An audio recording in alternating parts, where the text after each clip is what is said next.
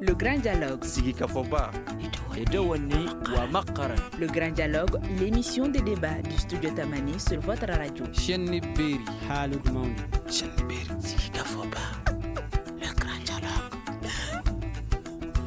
Comment promouvoir le dialogue inter- et intracommunautaire à Bandiagara? C'est le thème du grand dialogue de ce soir, délocalisé dans cette région située au centre du Mali. Auditeurs et téléspectateurs, bonsoir et bienvenue à ce débat qui a comme invité Paul Togo, membre de la société civile, Bokari Sissé, dit M. Baïlo, enseignant retraité, Amadou Lougué, président du conseil local de la jeunesse. Je suis Mohamedou Touré, à la régie vidéo et audio, Mamadi Keïta, au niveau de la réalisation, c'est avec la contribution de Adama Digiba. Le grand dialogue.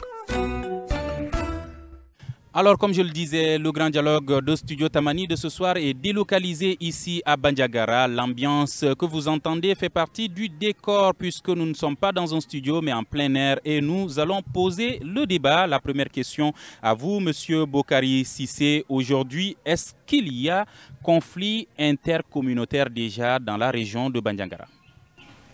Bien, Monsieur Touré, tout d'abord je vous remercie infiniment d'abord d'accepter de choisir pour animer ce dialogue. Et pour répondre à votre question, s'il y a un conflit ici à Bandiagara intracommunautaire, je dirais non. Franchement, je dirais non. À Bandiagara, entre les communautés, il n'y a pas de conflit. Il peut y avoir des malentendus, ok, qui trouveront rapidement des solutions si réellement on s'acceptait, si réellement on organisait un dialogue, et cela existe partout. Mais dire qu'il existe aujourd'hui un conflit intracommunautaire à Bandiagara, je ne pense pas. On va poser la même question à Paul Togo. Paul Togo, est-ce qu'il y a un conflit entre des communautés dans la région de Bandiagara? J'ai l'impression que M. Baïlo Sissé était là ce matin. C'est ce que nous avions dit aussi. En fait, il n'y a pas de conflit. Il n'y a pas de conflit intercommunautaire. Nous sommes tous là en symbiose, en harmonie. C'est ce que nous avons trouvé et c'est ce que nous voulons essayer de perpétuer. On va s'engager à cela pour l'instant. Alors, Amadou Lougué, vous êtes président du conseil local de la jeunesse. S'il n'y a pas de conflit entre communautés, comme l'ont dit tout de suite M. Togo et M. Sissé, qu'est-ce qu'il y a donc dans la région de Bandiagara comme insécurité? Ok, merci beaucoup M. Touré. Comme à l'accoutumée, je reviens encore demander la parole auprès de nos sages. Mon père, je peux m'exprimer? Vous pouvez aller. Merci beaucoup. Monsieur Touré, pour revenir à votre question, comme l'a dit mon père, on n'est pas en conflit intercommunautaire. Et je suis très très heureux d'écouter ça auprès de mon père ici. On était là ce matin parlant de cette situation. Et tout le monde est unanime qu'il n'y a pas de conflit intercommunautaire. Alors ce que nous vivons, comme j'avais eu à le dire le matin, c'est le terrorisme, c'est le banditisme, mais aussi le djihadisme. Et c'est ce qui nous a quand même amené aujourd'hui à mal interpréter et pour dire qu'il y a un conflit entre deux communautés. Et il n'y a jamais eu un conflit entre deux communautés, il n'y en aura jamais aussi. Alors, mon père l'a dit tout de suite, il peut y avoir des malentendus, et ça c'est depuis la nuit des temps, même entre intracommunautés, c'est normal qu'il y ait au moins des malentendus, mais tout de suite, en famille, on doit se parler, et amener cette malentendu derrière nous. Et sinon, en réalité, au niveau de Bandiagara, on n'a pas connu un conflit intercommunautaire, M. Touré. Merci bien. Monsieur Sissé, pourquoi donc on parle de conflits entre communautés hors de Bandiagara, que ce soit à Bamako? On entend également de part et d'autre qu'il y a des conflits entre des communautés. Est-ce que c'est une mauvaise interprétation? C'est dû à quoi selon vous? Bien, donc vous savez, les gens qui sont loin, les gens qui habitent loin, ils ont leur point de vue, leur perception. Cette perception est différente de ce que nous vivons ici. Sinon ici, aujourd'hui, ça je vous le dis, je ne vous cache pas, je suis chef de quartier. Dans mon quartier, je n'ai pas vu deux communautés différentes. Ah, vous êtes un des chefs de quartier de Bandiagara. Ah oui, oui. Comme j'ai dit en guise d'introduction, il n'y a pas eu de conflit entre communautés. J'insiste qu'il n'y en a pas eu. Évidemment, quand on est loin, on apprend beaucoup de choses. Et nous, souvent, on nous téléphone pour dire qu'il y a eu ceci, il y a eu cela. Quittez, pourquoi vous ne quittez pas la ville? Nous disons, non, nous vivons, nous sommes nés à Bandiagara, grandis à Bandiagara, nous allons mourir à Bandiagara. Moi, par exemple, c'est mon cas. Hein. Où je vais aller? J'ai même une maison partout, mais je préfère la maison de Bandiagara. Vous êtes Peul, vous vivez à l'aise aujourd'hui à Bandiagara. Je ne suis pas Peul. Je ne suis pas Peul. Okay. Je suis Hausa. Mais grandi à Bandiagara, mes parents sont nés ici, grandis ici. Pour dire qu'en tout cas, il n'y a pas du tout de crise ici communautaire. Voilà. Alors, mais est-ce que les communautés locales sont impliquées tout de même dans ce qu'on appelle terrorisme ici, ou ce qui peut être appelé comme banditisme ou même djihadisme? Ici, c'est ce que j'ai dit. À Bandiagara même, on ne sent pas ça. On apprend par exemple qu'à Songo, à Tegourou, ailleurs, qu'il y a eu du terrorisme ou il y a eu du banditisme. Mais à Bandiagara ici, vraiment, on n'a pas senti cela. Voilà, on apprend comme les autres. Si vous pouvez accrocher le micro. Voilà, on apprend comme les autres, hein, surtout à la radio. Hein, on dit, voilà, il y a eu ceci, il y a eu cela. Mais à Bandiagara, franchement, on n'a pas vu encore. Voilà. Monsieur Togo, est-ce que les communautés sont impliquées dans ce terrorisme, dans ce banditisme, même s'il n'y a pas de conflit entre communautés, comme vous l'avez soulevé? Bon, comme je vous l'avais dit, les communautés ici quand même vivent en bonne harmonie. Aujourd'hui, c'est un mariage chez les Hausa que j'ai connu il y a au moins plus de 30 ans. Ici, on a travaillé beaucoup ensemble. J'y vais, ils m'invitent et j'y vais. C'est pas du tout apparent. C'est pas apparent. Il y en a, comme il a bien voulu le dire, qui nous ont quittés, qui sont partis. Effrayés par quoi? On ne sait pas. Ils ne l'ont pas dit. Un beau matin, on les a trouvés ailleurs. C'est tout. Mais nous souhaiterions qu'ils reviennent. Mais ici même, il n'y a pas eu de problème entre nous. Comme les Dogons disent, et tout le monde le dit d'ailleurs, la langue et les Dana sont ensemble. Parfois, ça peut se frotter, mais elles ne se quittent pas. C'est pour cela que beaucoup n'ont pas quitté. Ils sont restés parce qu'ils se disent qu'ils sont sains. Ils n'ont pas commis de faute, ils n'ont pas commis d'erreur.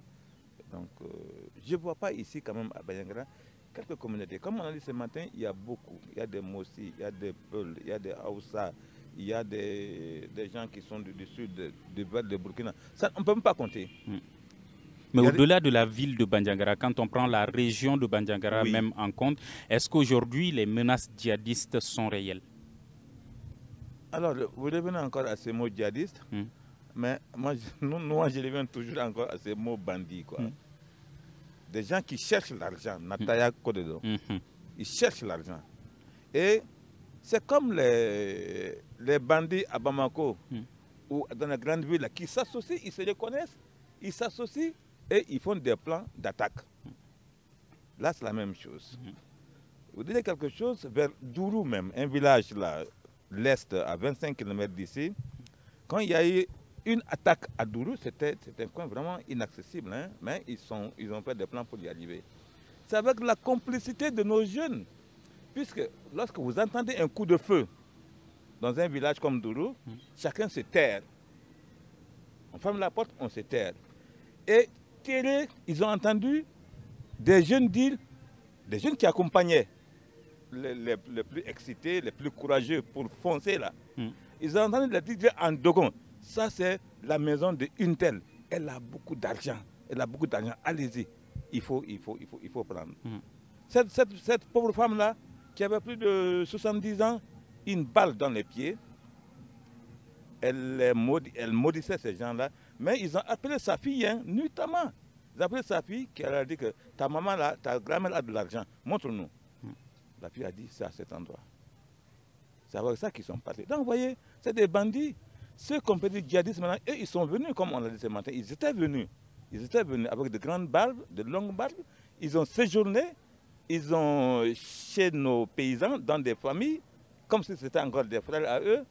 Mais ceux-là, avec les mesures énergiques de l'État et des populations, ils sont partis. Ils sont partis. Maintenant, les autres là ont pris à peu près leur place, même si c'est des djihadistes, ils ne sont pas très nombreux. Ils ne sont pas très nombreux. Ils parlent Dogon, ils parlent Peul, c'est ça. De l'autre côté aussi. Donc ça veut dire que les communautés locales sont impliquées. Ah oui, oui. Dans l'acte, dans les actions par exemple, ils sont impliqués. Aussi bien les Dogons que les jeunes Peuls, que certains jeunes Peuls. Ils connaissent, ils ont quitté ici, ils connaissent qu'un tel, il a un troupeau, et c'est à tel endroit. Donc, quand ils viennent avec des gens, c'est eux qui disent, allez chez un tel, il a tant d'animaux, allez chez une telle, il y a ceci, il y a cela. C'est ce qui se vit aujourd'hui. Est-ce que le dialogue entre les différentes communautés, le dialogue entre la population tout court, de façon générale, existe aujourd'hui pour trouver une solution à cette situation, M. Lougué? Ok, il y a un dialogue, hein. Il n'y a jamais eu ce qu'on appelle cette situation de dialogue. Et mon père peut le témoigner. On a plusieurs fois organisé des forats, des rencontres entre communautés, des rencontres avec les autorités pour dire les griefs de ce problème que nous vivons, c'est quoi. Et quelles sont les solutions locales qu'on devrait proposer afin de minimiser les risques que nous vivons en termes de sécurité. Alors, le dialogue il va continuer. C'est vrai, on a pu l'instaurer. Je parle sous la surveillance de mes pères ici présents, pour dire que dans les jours à venir, par le passé également, on doit encore se rencontrer. Parce que tant que le dialogue n'est pas rompu, je pense que cette réconciliation, ce pardon, ce vivre ensemble est possible entre nous. Et qui parle de dialogue, parle de franc-parler de chacun, de chaque communauté a vécu à travers cette insécurité et se dit on a intérêt de se donner la main, on a intérêt de vivre autant que nous pouvons comme par le passé et en même temps de s'interroger. Qu'est-ce qui s'est passé entre nous? Qui est à la base de cette insécurité? Qui nous a inculqué dans la tête ce terrorisme, ce conflit intercommunautaire? Et lorsque chaque communauté donnera une réponse à ces questions, naturellement, on va avoir une solution à ces problèmes. Et posons donc ces questions que vous venez de soulever aux différents invités. Qu'est-ce qui s'est donc passé dans la région de Bandiagara? Bien, donc, M. Touré, vous savez, hein, il y a eu mal-don quelque part. Il y a eu du mensonge quelque part. On a effrayé tout le monde. On ne sait pas pourquoi les gens se battent. Qui a effrayé tout le monde? J'arrive. Donc on a créé un malentendu qui est là. C'est-à-dire, on a dit voilà que au départ, quand on a attaqué Konna, on a dit que oh, les djihadistes sont en route sur Bandiagara. Les gens ont eu peur. Après, on entendait à Bandiagara que oh, les djihadistes vont entrer. Mais les gens ont eu peur. Donc, on donne des fausses informations. Des fausses informations. Les gens qui ont peur, ils vont partir. Voilà comment les gens ont fui. Hein. Voilà comment les gens ont fui. Voyez-vous. Donc, c'est des mauvaises informations qui circulent. Alors là, les gens ont peur. Mais ça c'était au début. Ça, c'était au début. Et par la suite, certains ont compris que ce n'est pas une réalité. Ceux qui sont courageux sont restés, mais par contre, d'autres sont partis. Voyez-vous. Et nous avons continué à sensibiliser des gens, comme l'a dit M. Louguet. On se demande, souvent on se pose la question, mais comment est arrivé ce conflit-là? Mais personne ne peut répondre. Hein. Comment? Qui a apporté ça? Ça vient d'où? Et pourquoi les gens se battent? Franchement, on pose la question, mais on n'arrive pas à trouver une solution. Moi, je dirais que on nous a imposé à avoir peur, on nous a imposé, c'est pas à dormir sur un seul oreiller, c'est très grave. Et on ne sait pas qui a imposé cela. On ne sait pas. On ne sait pas. Moi, je ne sais pas. Moi qui le dis, vraiment, je ne le sais pas.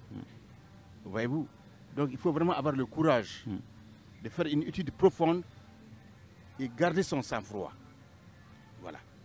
Mais aujourd'hui, est-ce que ce n'est pas aller au-delà de fausses informations quand on voit les massacres qui ont lieu au centre du Mali, quand on voit les attaques qui continuent à avoir lieu au centre du pays? Est-ce que ce n'est pas aller au-delà de fausses informations? Est-ce que ce n'est pas devenu une réalité aujourd'hui? C'est devenu une réalité. Prenons le cas de Dialassagou, ce cas malheureux. Tout Malien, en tout cas digne de ce nom, vraiment a piqué. On a peur. Voyez-vous, on a appris comme ça, notamment que Dialassagou a été attaqué. Comme on a appris il n'y a pas longtemps qu'à Songo, dans un car, on a brûlé des enfants, des femmes. Mais qui a fait? Comment c'est venu? On se pose la question. On a peur, c'est ce que j'ai à vous le dire. Hein. Est-ce que les populations qui ont fui n'ont pas, dans ce cas, eu raison de partir puisqu'on ne savait pas? Ah mais si, ces populations sont là à Bandiagara. Et on va poser la question à ces populations-là. Pourquoi vous avez fui? Ah bon? Vous osez nous poser cette question? Vous n'avez pas entendu ce qui s'est passé? Voyez-vous? C'est ça le problème. On ne sait pas d'où ça vient. On ne sait pas comment c'est venu. Vraiment que Dieu nous en garde, que Dieu nous protège. Monsieur Togo, avez-vous la même explication à la question qu'est-ce qui s'est passé dans la région de Bandiagara pour que la situation empire de telle sorte?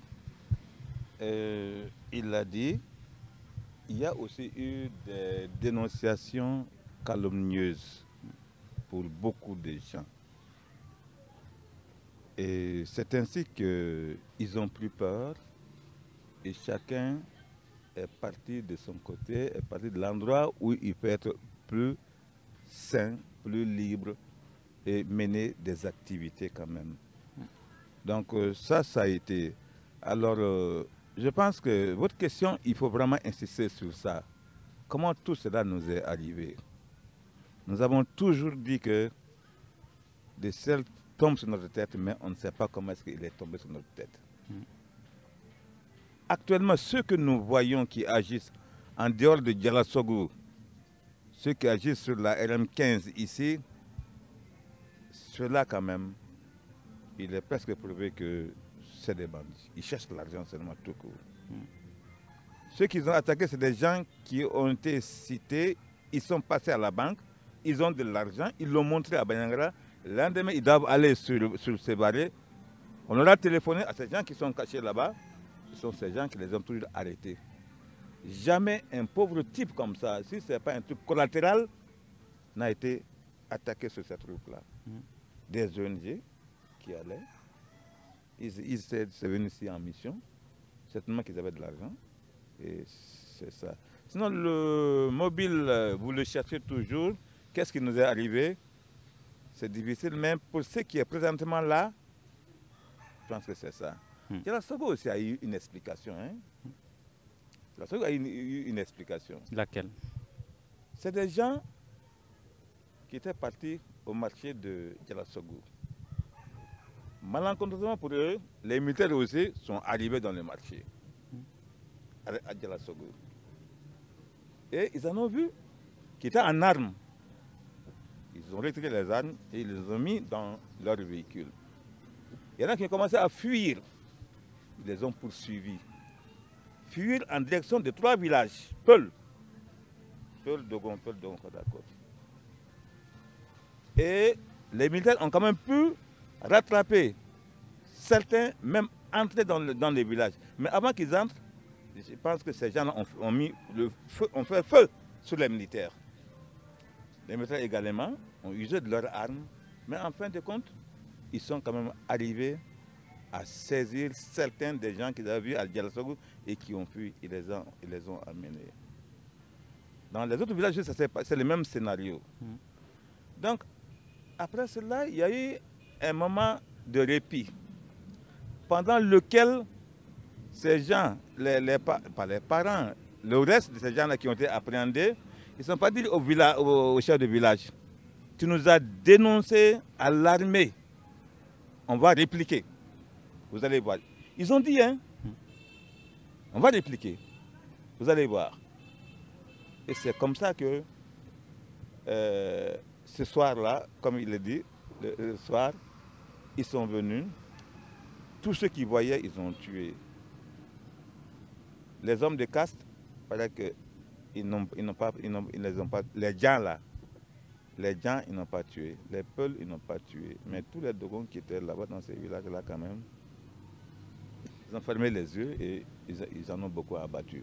Mais quand ils ont procédé à ces menaces, est-ce que les autorités locales de ces villages, notamment Dialassogou, ont alerté les forces de l'ordre, les forces de sécurité? Voilà, c'est ce qu'on ne nous a pas dit, s'ils les ont alertés. Mais ils ont trouvé. L'armée avait quitté là-bas il n'y a pas longtemps. Hein. Elle est revenue, elle a voulu faire un contrôle de marché. C'est comme ça et ça n'aura pas du tout plu. Et c'est comme ça qu'eux, ils ont réagi par ce massacre-là. Voilà. Est-ce que cette situation, si c'est comme ça que ça s'est déroulé, est-ce que ça peut promouvoir le dialogue qui est recherché, notamment entre les forces de défense et de sécurité et la population civile? Monsieur Lougué. Bon, je ne dirais pas que ce n'est pas possible. Il faut avoir le courage de le dire. Hein. C'est sur le sol du Mali que le drame s'est causé. Et c'est entre Maliens qu'on va résoudre ce problème. Malgré la douleur que les gens ressentent. Et de passage, nous prions Allah pour le repos éternel de ses âmes. Mais à partir du moment qu'on laisse place à l'essentiel, je pense qu'on peut arriver à ce processus de dialogue entre Maliens. Comme moi j'aime le rappeler, ce que nous vivons n'est pas au-delà de nous. Ce qui veut dire que même s'il y a une extermination qui a vu le jour, on doit savoir se pardonner et situer la responsabilité. Et à ce niveau, je pense bien, M. Touré, que lorsque on va entamer ce processus de dialogue entre les forces armées de sécurité, mais aussi entre les populations, on va y arriver un jour pour sortir de cette crise qui n'a que trop duré. Mais du moment où les causes réelles, ce qui s'est réellement passé, ce qui a provoqué, lancé ce processus auquel les populations sont confrontées aujourd'hui n'est pas encore connu selon les différentes réactions autour de cette table, est-ce qu'on ne peut pas dire que la situation aujourd'hui dépasse un tout petit peu les populations elles-mêmes? Bon, peut-être je vais peser mes mots. Lorsque mes pères disent que ce n'est pas connu, je suis de même avis que eux. Mais je dirais en partie c'est un peu connu. C'est quoi donc? On a dit autour de cette table depuis le matin qu'on a 3 formes d'insécurité. On a dit c'est le terrorisme, on a dit c'est le banditisme et on a dit c'est le djihadisme. Et à partir du moment où on se dit que une partie des djihadistes ont quitté le pays en laissant la place, ce qu'on appelle au banditisme. Et en partie, ce sont nos frères qui sont égarés et qui ont eu la facilité mentale de regagner ces gens et qui nous coupent le sommeil. Et en d'autres parties, on appelle le terrorisme. Ça, c'est connu quand même. Et à partir du moment où ces deux formes sont déjà connues, il est bon aussi qu'on se pose la question, qu'allons-nous faire pour venir à bout de ces deux formes d'insécurité? Nous ne sommes pas seuls à combattre le terrorisme et ce qu'on appelle le banditisme. L'État à côté de nous, l'armée à côté de nous, conjuguons nos efforts. Ce n'est pas le seul, ce qu'on appelle problème de l'armée malienne à venir à bout de la sécurité. J'avais eu à le dire sur cette table, nous, populations civiles aussi, on a notre rôle à jouer. Et c'est là que chacun joue sa partition de façon franche et sincère. Je ne suis pas armé, je n'ai même pas un filet de chasse, à plus forte raison des calaches, je ne peux pas aller me combattre. Mais je peux parler à mes jeunes qui sont égarés. Je peux les convaincre de revenir. Ça, c'est mon rôle.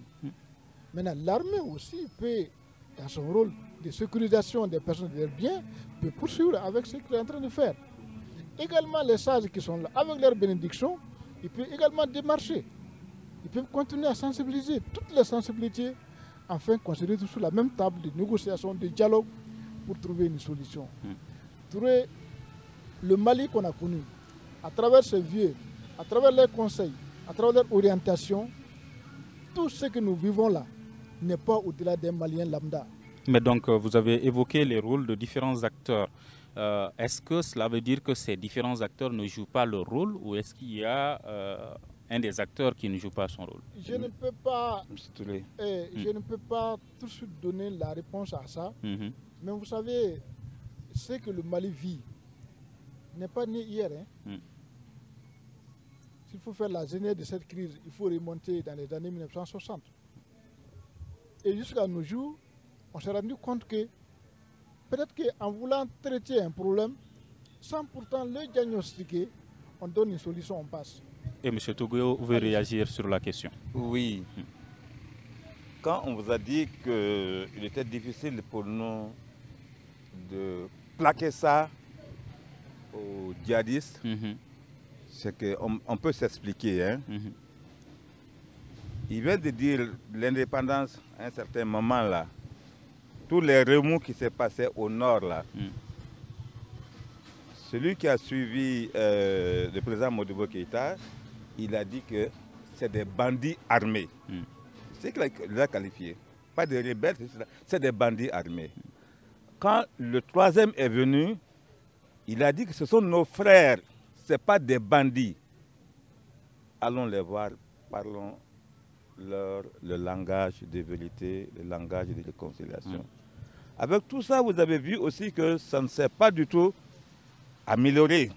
Ça boue au nord, ça boue au centre, ça boue un peu partout. Donc aujourd'hui, ce qui est palpable, on peut dire que ces gens sont... Vous voyez ceux qui sont là aujourd'hui, ils n'ont aucune idéologie. Hein? Ils n'ont pas d'idéologie. Avant, c'était le prétexte que c'est des djihadistes. On dit que c'est des djihadistes. Moi, je vois ça, c'était une couverture. Donc, c'est des groupes organisés peut-être internationalement pour nous prendre quoi? Nous prendre et nous mettre encore le plus bas possible. Nous distraire. Je pense que c'est... Bon, on n'est pas dans la liste, vous êtes très bien habitués à ces gens-là. C'est très difficile. On va donner la parole à Bokari Sissé, dit M. Bailo. Aujourd'hui, on entend souvent qu'il y a des échanges entre différentes communautés, que ce soit à Bandiagara ou ailleurs. Mais pour le cas de la région de Bandiagara, est-ce que vous pensez aujourd'hui que ces échanges, ce dialogue est franc? Oui, M. Touré. Nous tenons fréquemment et régulièrement des dialogues francs. Nous invitons nos parents de Koro, de Douanza, de Bankas, de Bandiagara, dans une même salle et nous cherchons toujours des solutions. Ça ne peut pas finir en un jour. Comme l'a dit quelqu'un, il y a certains qui n'ont pas compris. Donc en échangeant, nous allons certainement un jour trouver la solution la meilleure. En tout cas, les échanges sont très fréquents. Très fréquent, je vous dis. Parce qu'il faut toujours continuer avec ce franc-parler. Même si on prenait les armes, ça ne peut pas résoudre le problème. Et un jour, on va se retrouver autour de la table. Donc, prenons le devant, ensemble, voyons comment nous pouvons circonscrire ces problèmes-là. Et à votre avis, qu'est-ce qui manque aujourd'hui aux initiatives qui sont déjà en cours pour qu'on puisse, dans le long terme, parvenir à une entente, à une stabilisation de la zone? Et je crois que cette stabilisation commence à naître au niveau de Bandiagara.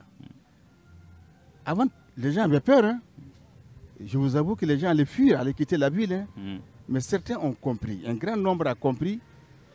Et chaque fois que nous les invitons en réunion, ils viennent.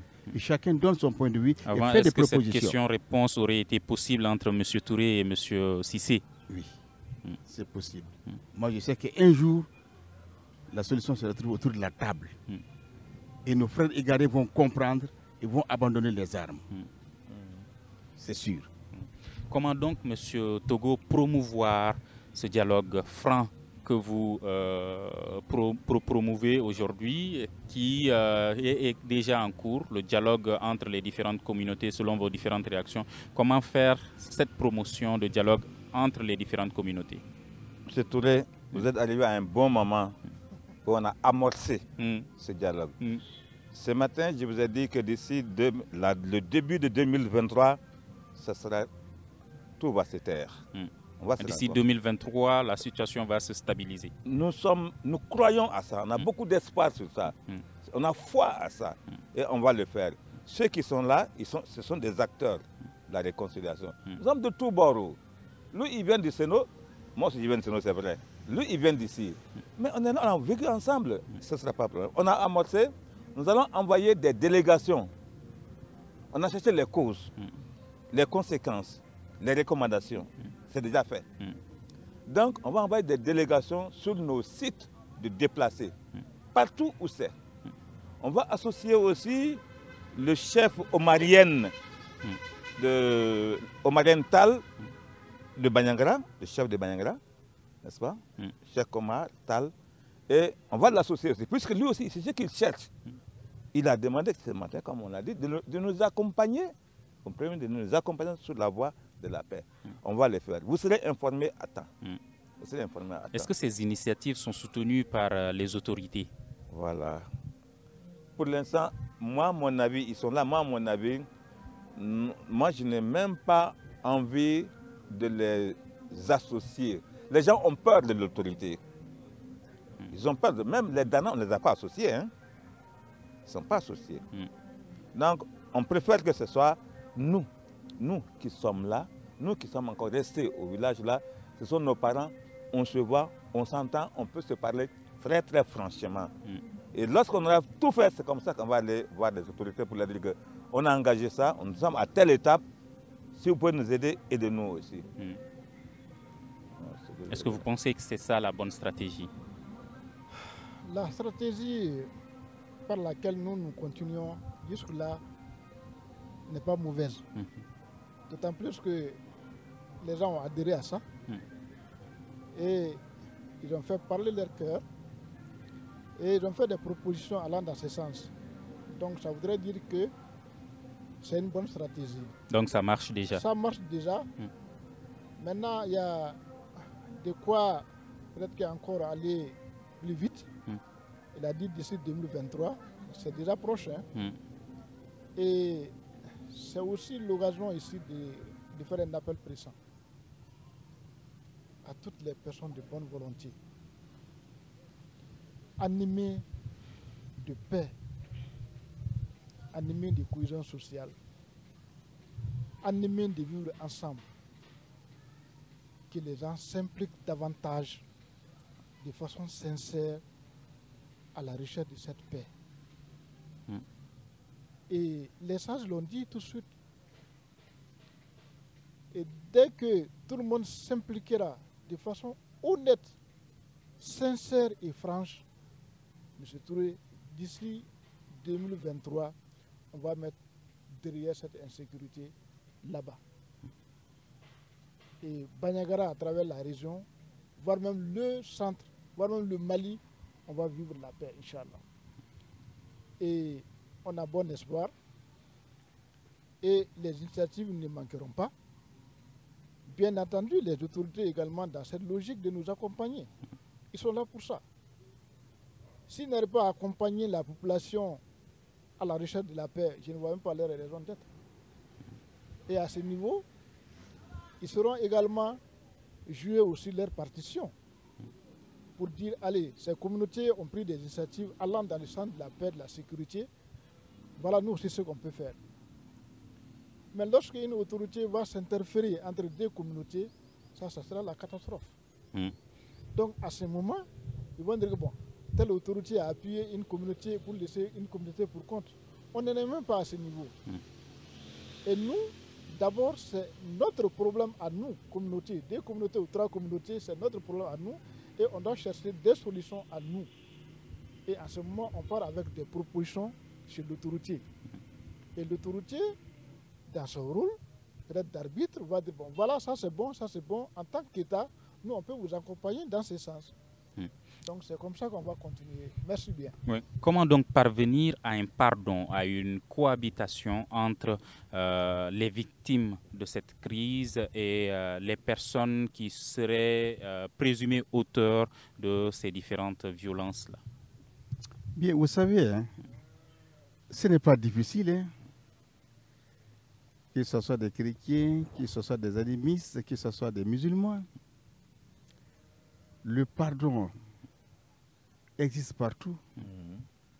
Quand je dis le pardon, tout d'abord, il faut accepter, se réconcilier. Se réconcilier. Pas dire seulement, j'accepte tes excuses. Non. Il faut faire parler le cœur. Accepter avec grand tas. Pour cela, il faut oublier le passé. Que les victimes acceptent les pardons de ceux qui ont osé agresser. Que ceux qui ont agressé également acceptent dire oui, j'ai fait telle chose, je vous prie de me pardonner. Là maintenant, faire parler le cœur et non les armes. Là où le cœur est au-dessus des armes, rien n'est impossible. On peut s'énerver à un même moment, hein. Mais quand on demande pardon avec un grand P, tout chrétien, tout animiste, tout musulman accepte cela. Ce n'est pas au-dessus de nos moyens. Si moi je prends un exemple, mon cas personnel, celui qui accepte de demander pardon, mais je dis mais c'est fini, j'ai oublié. J'ai oublié. Et je pardonne. Pas seulement par un mot, pardon, non, mais concrètement, je montre que j'ai pardonné. Donc il faut une réconciliation. Il faut une réconciliation. Et cela, on fait appel à tout le monde. Voilà. Alors, Monsieur Togo, est-ce que ces initiatives de dialogue qui vont être lancées ou qui seraient déjà en cours, est-ce qu'elles vont avoir lieu également dans les communes non accessibles, notamment certaines des 6 communes du cercle de Bandiagara? Oui, merci beaucoup. Vous avez parfaitement raison. Ceux qui sont partis là, ils sont liés par les liens de parenté, le lien d'association, le lien de communauté. Nous allons chercher des leaders dans chaque site de déplacés. Des gens, j'en connais déjà un qui est à côté de nous là-bas, là, Aladji Boubou. Il suffit que lui seul, il parle, les gens disent que nous sommes d'accord. Ce sont ces leaders qu'on va chercher, mais on ne va pas communiquer comme ça. On va leur demander qui est le mieux écouté parmi vous. Ils nous diront. Ce sont ceux-là, ce sont avec ceux-là qu'on veut dialoguer. Ou au plus, un dialogue sur le terrain là-bas, sur le site. Tout le monde a la parole, c'est plus démocratisé. Tout le monde a la parole, chacun va s'exprimer. Et comme a dit le pardon là, tout chrétien, tout musulman, c'est basé sur le pardon. Tu ne pardonnes pas, Dieu ne te pardonnera pas non plus. Ils le savent, ils sont bien convaincus. Surtout quand il y a question de décès, de mort, de tuerie par exemple. Les hommes disent, ah, lui il a fini. Il est parti, il ne reviendra pas. Pourquoi encore on va insister? Gâter notre avenir. J'ai pardonné. C'est ce qu'ils diront. Alors, vous le disiez tous les trois, Vous disiez, je répète vos mots, on nous a imposé cette insécurité. Est-ce que vous pensez que ceux ou celles qui ont imposé cette situation vont accepter, vont laisser faire ces initiatives, ces échanges, notamment dans les zones non accessibles, M. Lougué? Ok, merci bien, on a compris. On a très bien compris le message.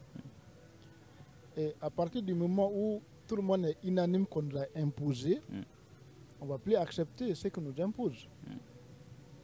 Donc cela voudrait dire que même ceux-là qui nous ont imposé veulent nous poser des obstacles. Nous, on va surmonter ces obstacles. Et tous les moyens sont bons pour arriver au pardon, comme les sages l'ont dit, pour arriver au dialogue, pour arriver à la réconciliation. On ne va pas arrêter en si bon chemin, parce que c'est de là où on va s'entendre. Et on va continuer, malgré qu'on a aussi des pressions de ceux-là qui nous ont imposé. Et avec l'appui du gouvernement malien, ceux-là qui nous ont imposé, aujourd'hui, le papa l'a dit tout de suite, beaucoup ne sont pas là. Beaucoup sont partis. Et ceux qui restent, peut-être c'est nos frères égarés. On peut aussi parler avec eux, les demandant de venir. Et que voilà un processus de dialogue qu'on a enclenché. Venez, vous allez nous joindre à ça et on va continuer avec le dialogue. Et de ce fait, je crois bien qu'à partir de là, on aura vraiment une solution à notre problème. Merci. Touré, oui. En 2020, juste à l'approche du Ramadan, de couper les gens là, il y a des communautés qui sont organisées. La municipale les a conduits ici, à Doukongo, à la commune. Ils ont dit au chef du village, nous on veut boire l'eau du Ramadan là, ici, chez nous, dans nos sites. Malheureusement, le chef du village leur a dit, bon, nous sommes d'accord, hein, il faut aller voir les Dana. Je sais qu'il a dit, bon, ça les a aussi un peu effrayés, ils n'ont pas vu les Dana, ils sont retournés. Mais ça, c'est une série de villages qui entourent dans le Bandiagara. Et ils ont un leader. Le micro, oui. Ils ont un leader très charismatique qu'il connaît, que je connais. Il a des milliers de têtes, donc il est écouté parmi les peuples. Donc ce sont ceux-là qui vont faire la sensibilisation avec les autres. Ce n'est pas nous. Nous, on ne peut pas aller les voir. C'est eux qui se connaissent. C'est eux qui connaissent qui a fait quoi. Et c'est eux qui vont taire, donc qui vont éteindre le feu. Okay. Faut-il donc intégrer les femmes dans ces échanges ou est-ce déjà le cas? M. Touré, aujourd'hui, là, dans ce monde-là, on ne peut rien faire sans les femmes. Oui. Nos mamans, nos femmes, nos sœurs, c'est des champions aujourd'hui. C'est que Dieu veut, comme on le sait que femme veut, Dieu veut. Il faut obligatoirement impliquer les femmes. Obligatoirement, je le dis bien, et je soutiens cela, cette solution. Sans les femmes, rien ne peut marcher. Et à Bandiagara, je connais que toutes les femmes leaders sont impliquées pour résoudre beaucoup de femmes. Merci à nos trois invités, Paul Togo, membre de la société civile de Bandiagara, Bokari Sissedi, M. Bailo, enseignant retraité ici à Bandiagara, et Amadou Lougué, président du conseil local de la jeunesse de Bandiagara. Je rappelle que ce grand dialogue de Studio Tamani a été délocalisé ici à Bandiagara pour parler de comment promouvoir le dialogue intra- et intercommunautaire dans la région ici. À la régie vidéo et audio, Mamadi Keïta, à la réalisation, c'est avec la contribution de Adama Djigiba. La présentation a été assurée par Mohamedou Touré. On se retrouve demain pour un prochain numéro du Grand Dialogue de Studio Tamani. On le dit, s'informer pour comprendre, dialoguer pour s'entendre. Vivement la paix et la stabilité dans tout le Mali et dans tout le monde entier. Le Grand Dialogue. Le Grand Dialogue, l'émission des débats du Studio Tamani sur votre radio.